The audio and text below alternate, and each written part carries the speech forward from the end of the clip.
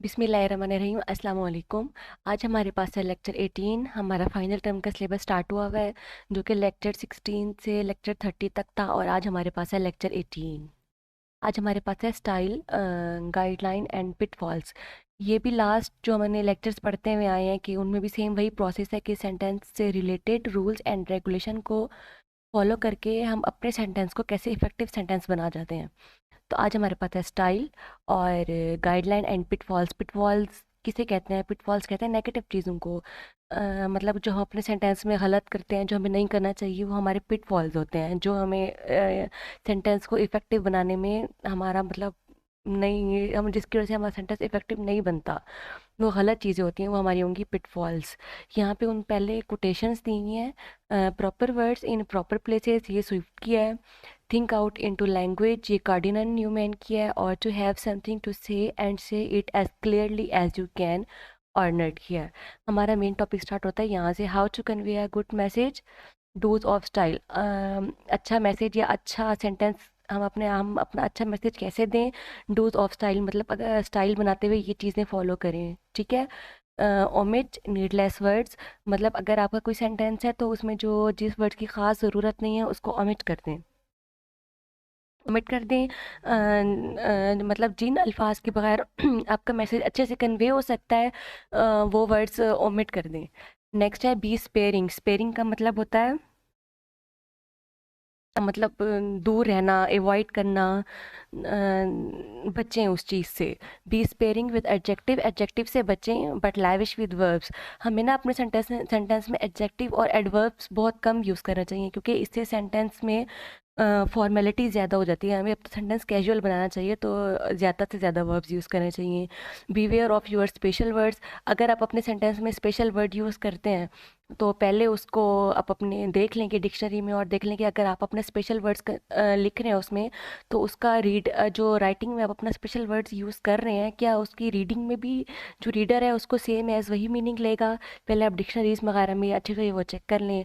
To not over state, मतलब कि अगर जो बात एक वर्ड में ख़त्म हो सकती है तो दो वर्ड्स में ना करें। मतलब ओवर एक्टिंग से परहेज करें। सिंपल सेंटेंस रखें और ज़्यादा घुमा फिरा के बोलने की कोई ज़रूरत नहीं होती, उससे सेंटेंस इफेक्टिव नहीं बनता। और है रिमेंबर यूर साइन पोस्ट्स, और अगर आपका कोई सेंटेंस है, अगर आपके ने मेन पॉइंट पे फोकस करना है तो उसको हमेशा याद रखें। जिस वर्ड पे आपने एम्फोसिस करना है ना, जिस थीम पे, उसको माइंड से उसको लेके आप अपना पूरा सेंटेंस चलें, तो रीडर के ऊपर भी वही आपका साइन पोस्ट आ जाएगा। बेस्ट स्टाइल पिटफॉल्स, मतलब जो हम स्टाइल पिटफॉल्स जो हम गलत करते हैं, डोंट्स ऑफ स्टाइल, ये चीज़ें स्टाइल करते वक्त यूज़ ना करें। Colloquialism, this this can best be described as writing in the way that one would speak. पहले तो मैं आपको ये बता दूं कि ये कोलोकियलिज्म होता क्या है। कोलोकियलिज्म वो होता है जो हम अपने वर्ड्स जिनके बगैर हमारा सेंटेंस कंप्लीट हो सकता हो, लेकिन हम फिर भी अपना सेंटेंस फॉर्मल बनाने के लिए वो यूज़ करें, जैसे कि बेसिकली, बेसिकली आ गया, डेफिनेटली आ गया, ऑल्दो आ गया, इवन, जस्ट, ये सारे हमारे कोलोकियलिज्म हैं। तो इससे भी मतलब अवॉइड करें या ये अच्छी जगह पे यूज़ करें। अब इसका कोलोकियलिज्म का हमें बता रहे हैं कि avoid using filler words. Filler words हमारे यही हैं बेसिकली, अभी मैंने आपको बताया, इवन, जस्ट, ये हमारे फिलर वर्ड्स हैं। द फॉलोइंग और ओवर ओवर यूज फिलर्स, मतलब जो ये वाले फिलर्स हैं ना, वो हम कुछ एक्स्ट्रा ही यूज़ कर लेते हैं, तो हम एक्स्ट्रा यूज़ नहीं करने चाहिए, लिमिट्स में यूज़ करना चाहिए। और अगर इनके यूजेज के बगैर हमारा सेंटेंस कंप्लीट हो सकता है तो हमें इनका यूज़ नहीं करना चाहिए। At best it can be use to begin a sentence. Best best ये होगा कि हमें बेसिकली वाला जो ये फिलर है हमें सेंटेंस के शुरू में करना चाहिए, लेकिन but there are better choices available to replace the world. लेकिन मतलब कि वो कह रहा है कि इसको हमें सेंटेंस के शुरू में करना चाहिए, लेकिन अगर ये रिप्लेस हो सकता है किसी वर्ड के साथ तो हमें रिप्लेसमेंट करनी चाहिए।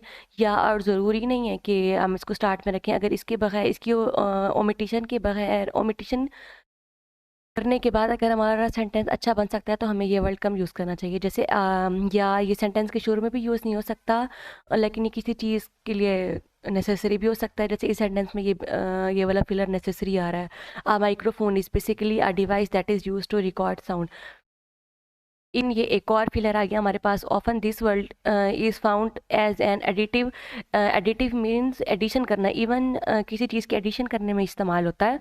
और ज़रूरी नहीं है कि हम ये वर्ड इवन यूज़ करें, हम इसके बगैर भी अपना सेंटेंस कंप्लीट कर सकते हैं। देखिए जैसे ये देख लें, the basket content egg sandwiches and even utensils. अब अगर हम यहाँ पे इवन ना लगाएं तो हम एंड यूटेंसिल्स करके भी हमारा सेंटेंस कंप्लीट हो सकता है ना, तो हमें अपना सेंटेंस ज़्यादा फॉर्मल बनाने की ज़रूरत नहीं है। नेक्स्ट है हमारे पास just when use in the same context as basically. वो कह रहा है कि जस्ट और जो ये बेसिकली है, बेसिकली और जस्ट सेम कॉन्टेक्स्ट में यूज़ होते हैं। This is an other over use filler. एक और ओवर यूज फिलर है word that one should omit, तो जो कि ओमिट करना चाहिए। ऐसी एग्जाम्पल दी गई, when pouring the solution just be certain not to spill its contents. ये इसने एग्जांपल दी हुई है। अब हमारे पास है next, well journey generally use to begin a sentence following a question. Well अक्सर तब यूज़ होता है जब हमारा क्वेश्चन, हम किसी सेंटेंस में क्वेश्चन करें और उसके बाद अगर अपने अपनी बात कंटिन्यू करें तो हम वेल यूज़ कर लेते हैं। जैसे ये एग्जांपल दी हुई है, why is this problem, well one major issue is the. देखिए अब यहाँ पे हम क्वेश्चन कर रहे हैं ना, उसके बाद हमने वेल यूज़ किया। ये भी ओवर यूज फिलर है जो कि हमें ओमिट करना चाहिए। Avoid contractions. कॉन्ट्रैक्शंस कौन से होते हैं? कैन नॉट को कांट पढ़ना, डू नॉट को डोंट पढ़ना। और ये जैसे ये तो हमारे लिए ये हम ये समझते हैं ना कि ये एक्स्ट्रा जदीद मॉडर्न फैशन है।